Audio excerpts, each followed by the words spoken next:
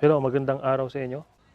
So marami nagtanong dun sa Facebook post ko, dun sa mga grow box ko na ginawa. Madali lang naman, itong mga boxes na 'to nabibili sa office supplies. So ito yung mga materyales na gagamitin nyo. 12-inch ruler, cutter, yung medyo ganito na kalaki. Kasi malaking hihiwain natin eh. Glue sticks and a glue gun.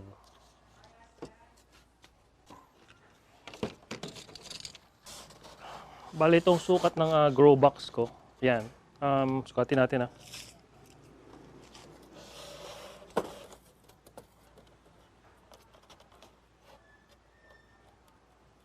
2 feet.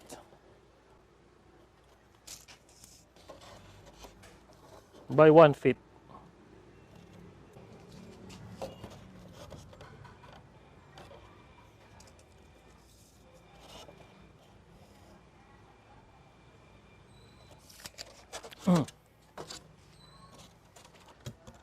Bali ito nabibili to sa mga office supplies. Ito yung kapal naman ito.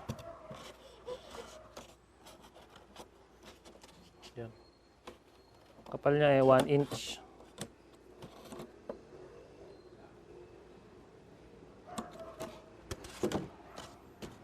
Ang haba niya, gano'n nga, isa 2 feet. Ang haba, 2 feet.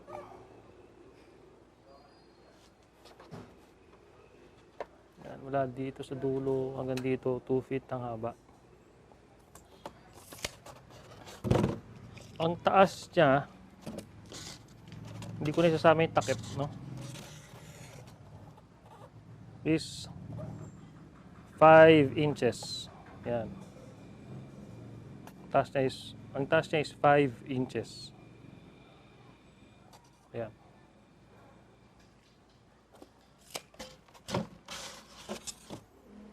So ngayon gagawin na natin yung grow box. Bali o nga pala, no, impression nito. So, bali itong may kapal na 1 inch, nasa nasa mga 37 to 40 pesos. Ayan, dalawang ganito. Para makabuo nito. Ayan.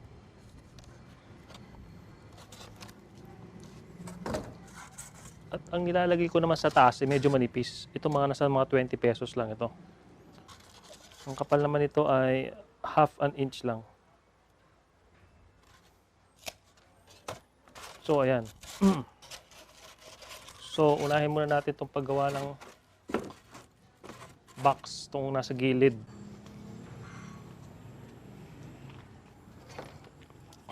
So, kunin nyo yung ruler nyo. Gupitin natin to, no?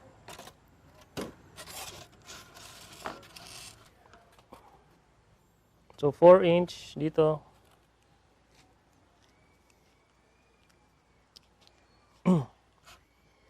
4 at saka 8.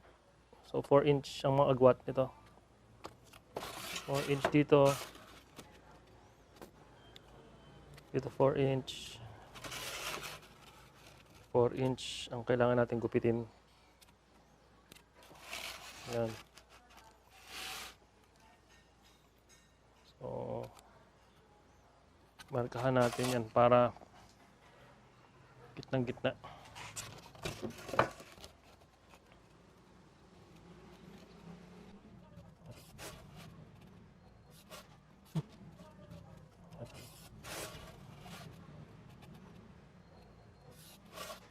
So dito gagastos lang kayo ng mga 100 pesos.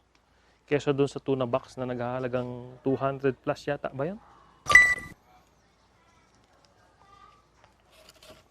Yeah, so pag namarkahan nyo na yan, pwede na natin itong gupitin.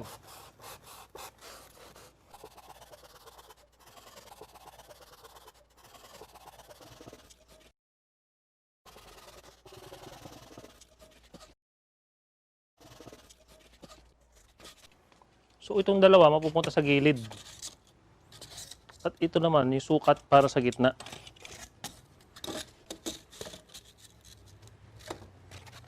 Sukatin ulit natin. So, sukat dun sa gilid is 10 inches.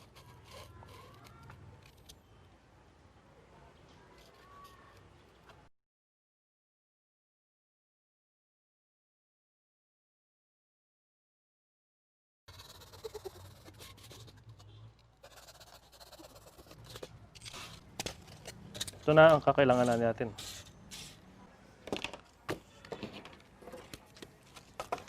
So, painitin na natin itong glue gun.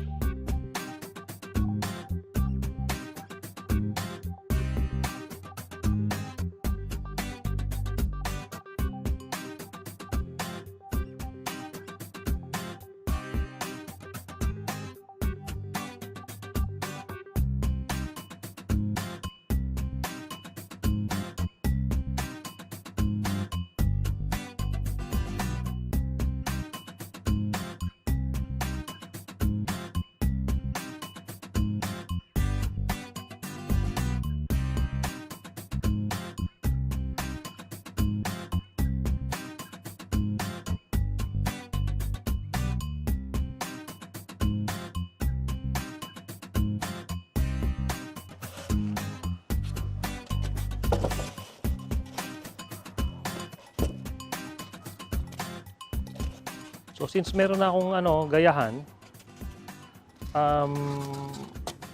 madali na para to, markahan na lang. Ayan, mamarkahan ko na since may gayahan na kasi ako eh. Ang requirement nila I think is 5 inches pagitan. So ang akin lang 3 inches lang yung pagitan nito.